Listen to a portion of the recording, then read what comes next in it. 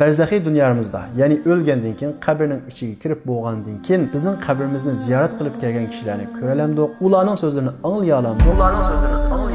Barzax dunyosida bizning ilgari o'lgan onalarimiz, dadalarimiz, tuqqanlarimiz, do'st yaralarimizdan ko'rishalamdik.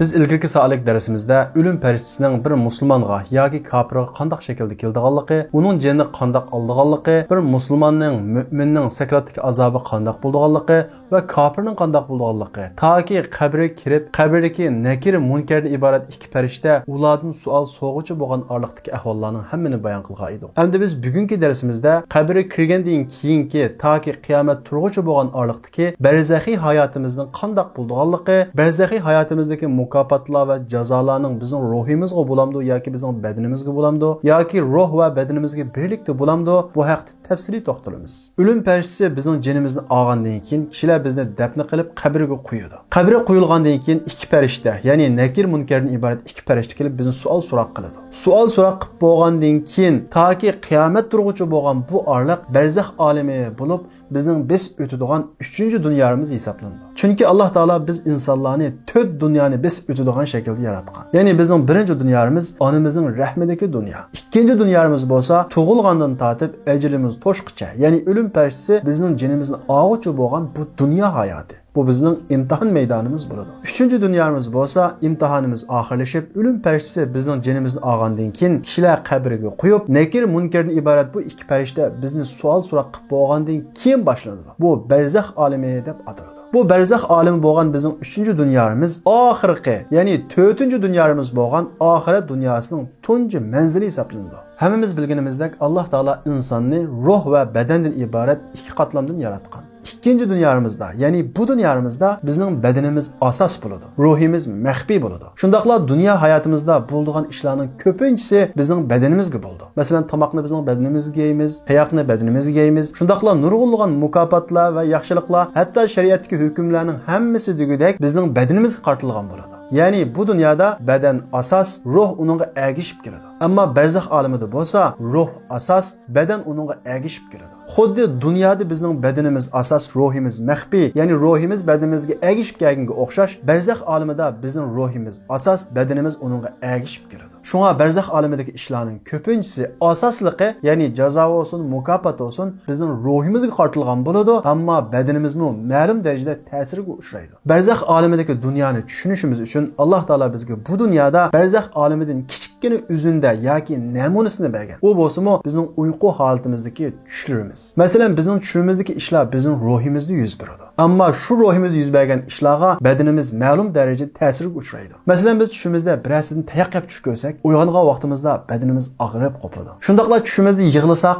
yostiqimiz ho'l bo'lib ketadi. Hatto ba'zida tushimizda boshqalar bilan urushib tush ko'rsak, yenimizda bu odamni urib solamiz. Demak, tushimizdagi ishlarmi bizning ruhimizda bo'ladi. Ammo uning ba'zi ta'sirlari bizning bedenimizga o'tadi. Dal shuningga o'xshash barzax olamidagi azob va mukofotlar bizning ruhimizga bo'ladi, ammo ma'lum darajada bizning bedenimiz uning ta'siriga uchraydi. Masalan, Peygamberimiz Muhammed aleyhisselam günahkar pacirlarning, kafirlarning qabrisi ularni qistaydiganligi, hatto quvg'isi birsi-birsiga kirishib ketadiganligini aytadi. Ya'ni u azob bizning ruhimizga bo'lgan bo'lsa-mu, ammo bizning quvg'ularimiz agar bizning bedenimiz butunlay tuproq aylanib ketmagan bo'lsa-la, amaliy holda birsi-birsiga kirishib ketadiganligini ko'rsatadi. Undaqda barzaxiy dunyomizda, ya'ni o'lgandan keyin qabrning ichiga kirib bo'lgandan keyin bizning qabrimizni ziyorat qilib kelgan kishilarni ko'ralamdik, ularning so'zlarini anglayalamdik. Bu haqda Peygamberimiz Muhammed aleyhisselam ما من أحد يمر بقبر أخيه المؤمن كان يعرفه في الدنيا فيسلم عليه إلا عرفه ورد عليه السلام. Qandaq bir odam dunyoda tunuydigan bir mu'min qarindoshining qabrisining yenidan o'tib, uningga salom bersa, u qabrdagi kishi uni tunuydi, uning salomiga u javob qaytaradi deydi. Shundaqla Peygamberimiz Muhammed aleyhisselam bizni qabristonga kirgan vaqtimizda ularga salom qilishga buyurgan. Agar qabristondagi, ya'ni barzaxiy olamdagi kishilar bizning salomimizni anglay olmagan bo'lsa edi, Peygamberimiz Muhammed aleyhisselam bizni ularga salom qilishga buyurmagan bo'lardi. Demak, qabrdagi kishilar, ya'ni barzax olamidagi kishilar qabrga ziyorat qilib kelgan kishilarni biladi, ularning so'zlarini anglaydi. Shundaqla Peygamberimiz Muhammed aleyhisselam Badr urushida mushriklarning jasadlari tashlangan quduqning qashig'iga borib, ularning cho'nglarining ismini birma-bir tilga elib, "Ey palani, biz Rabbimiz bizga bizga va'da qilgan ishni haqiqat topdik, ya'ni uningga erishdik. Rabbimiz bizga va'dani g'alaba qildi, biz u g'alabaga erishdik. Fa hal wajadtum ma wa'ada rabbukum haqqan. Sizlarmi Rabbinglar va'da qilgan ishni haqiqat ko'rdinglarmi? Uningga erishdinglarmi? Sizlar meni inkor qilgan edinglar, oxirat azobini inkor qilgan edinglar, qabr azobini inkor qilgan edinglar. Buni haqiqat topdinglarmi? Uni ko'rdinglarmi? deb xitob qiladi. Bu vaqtda Hazrat Umar payg'ambarimiz Muhammad alayhissalomning jasadlarga gap qilayotganligidan hayron qilib, "Ey Rasululloh, nima deb bu o'liklarga, jasadlarga gap qilyaptilar?" deydi. Payg'ambarimiz Muhammad alayhissalom, "Vallazi nafsu Muhammad biyadihi ma antum bi asma' mimma aqulu minhu." Alloh bilan qasamki, ular sizlardan obdarroq anglaydi deydi. Demek Adem ölgəndən keyin meyli kafir olsun, meyli musulman olsun, qeşik kelgan kişilərin gap sözlərini anlaydı. Ondaqda ölgəndən keyin bərzəx dünyasında bizdən ilgiri ölgən analarımız, dadınlarımız, tuqqanlarımız, dost yaralarımızdan köşələmdik. Bu haqda Qur'on-Kərimdə ruhlarının bərzəxi dünyasında birisi-birisinin uçuşuduğanlığına işarət qıldığan nurgun ayətlər var. Allah Taala bərzəx aləmindəki şəhidlərin əhvalindən xəbər verib, "Yəstəbşiruna bi ni'mətin minallah və fadli və annallaha la yudi'u ecrel mu'minin." Ular, yəni şəhidlər Allah Taala'nın nimetleri ve pezlerini köğenden kin tehi şehit bolmagan dünya hayatındaki qarindaşlarga bu nimetlerini, bu Allah'ın pezini xabar bergüskip ketidi deydi. Yani şehitlerin ruhi berzax dünyasında öz ara uçuşup bu faziletni, bu nimetni şu dünyada qarindaşlarımızga kim xabar qilib qo'ydi deb öz ara deyishidi deydi. Demek bunundan ruhlarning öz ara uçuşuduğanlığını ko'rib olaymiz. Shayxul Islom Ibn Taymiya bu haqda bir odam vafot topgandan keyin berzax olamida ilgari vafot topgan kishilar bilan uçuşudi. Berzax olamida kishilar u odamdan paloni nimish qilyotidi, to'y qildimi deb uning ahvolini so'raydi. Berzax olamiga yangi kelgan, ya'ni yangida vafot topgan kishilar u kishilarning ahvolidan xabar beradi deydi. Lekin xoligan odamning ruhi xoligan odamning ruhi bilan uchisha olmaydi. Ya'ni barzax olamida xuddi jannatga o'xshash bir qancha martabalar bor. O'xshash martabadagilar o'z ara uchisha oladi. Ya'ni shahidlarning ruhi o'z ara shahidlar bilan uchisha oladi. Shundaqla shu martabadagilar bilan uchisha oladi. Ammo tuvan martabadagilar yuqori martabadagilar bilan uchisha olmaydi. Ammo yuqori martabadagilar tuvan martabadagilar bilan uchisha oladi. Barzax olamining eng yuqori martabasi bo'lsa rafiqul a'la. Shuning uchun payg'ambarimiz Muhammad alayhissalom jon uzish oldida Allohumma rafiqul a'la. Ey Alloh, meni rafiqul a'lada qilgin deb tilagan. Xuddi oxirat hayotida jannatda Firdavsni tilaganga o'xshash barzax olamida rafiqul a'lani tilashimiz kerak. Bu shahidlar, payg'ambarlar yashadigan barzax olamidagi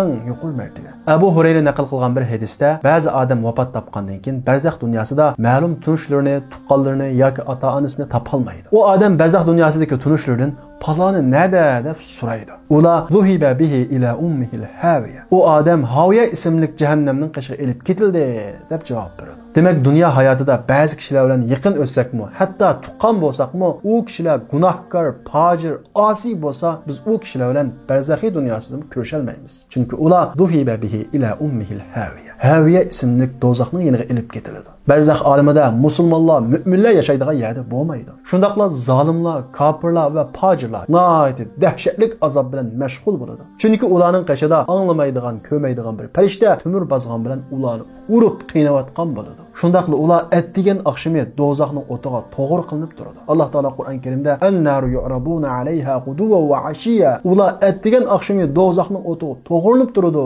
deydi. Ta ki qiyomat turguncha ular mana shundoq dahshatli azobning ichida bo'ladi. Musulmonlar ichidan gunohkorlari, fosiqlari, Alloh harom qilgan ishlardan keyniga yanmaydiganlarmi qabrda azoblanadi. Garchi ular kofirlarga, zolimlarga o'xshash azoblanmasa-mu, o'zining gunohiga tushib azoblanadi. Lekin u musulmon agar dunyoda üzülmay savob kelib turadigan bir ishni qilib qo'ygan bo'lsa, ya'ni solih farzandni birini tarbiyalab qo'ygan bo'lsa, yoki savobli ishni birini qilib qo'ygan bo'lsa, uning savobi uning doim kelib turadi-da, uning savobi tufayli uning barzax olamidagi azobi yengilletiladi yoki kechirim qilinadi. Payg'ambarimiz Muhammad alayhissalom bu haqda bir mu'minning taqatgan ilmi, qoldirib qo'ygan yaxshi farzandi, vaqt qilib, sadiq qilib qoldirib qo'ygan Qur'oni, silib qo'ygan masjidi, musofirlar uchun silib qo'ygan uylari, qo'lab qo'ygan quduqi va uningdan boshqa savobi uzilmay kelib turadigan sadiqi jariya, ya'ni uzilmas sadiqlarning savobi u odam o'lgandan keyin uningga kelib turadi deydi. Yuqorqi hadisda tilga ilingan ishlardan boshqa umum musulmonlarning manfaati uchun qilingan har qanday bir uzilmas sadiqining savobi o'lgandan keyin u kishiga yetib turadi. Bundan boshqa